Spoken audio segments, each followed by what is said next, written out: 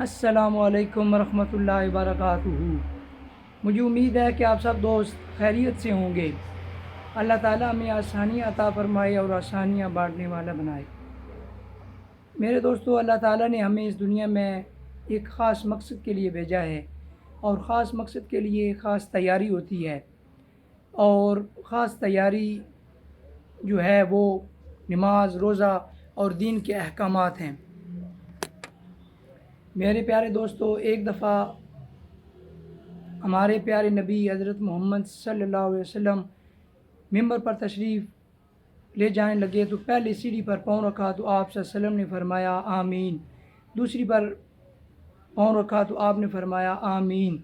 تیسری پر پاؤں رکھا تو آپ نے فرمایا آمین۔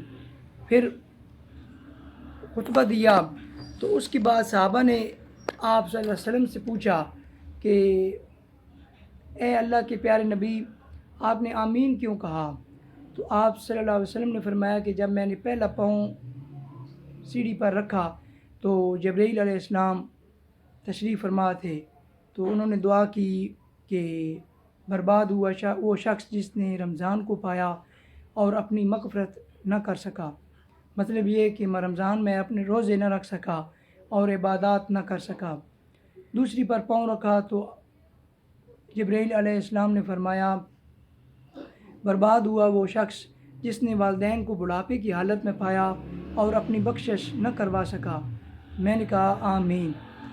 تیسری بار جبرائیل علیہ السلام نے فرمایا کہ برباد ہوا وہ شخص جس نے آپ صلی اللہ علیہ وآلہ وسلم کا نام سنا اور درود شریف نہ پڑھا۔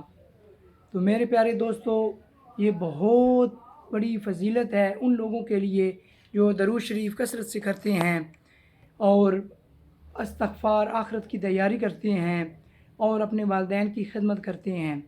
اللہ تعالیٰ ہمیں آسانیاں عطا فرمائے اور آسانیاں بانٹنے والا بنائے۔ چینل بنانے کا مقصد یہ ہے کہ ہم خود بھی آخرت کی تیاری کریں اور اپنے دوستوں کو بھی، اپنے رشتہ داروں کو بھی آخرت کی تیاری کرنے کی تلقین کریں۔ اللہ تعالیٰ ہمیں آسانیاں عطا فرمائے اور آسانیاں بانٹنے والا بنائے۔ السلام علیکم ورحمۃ اللہ وبرکاتہ۔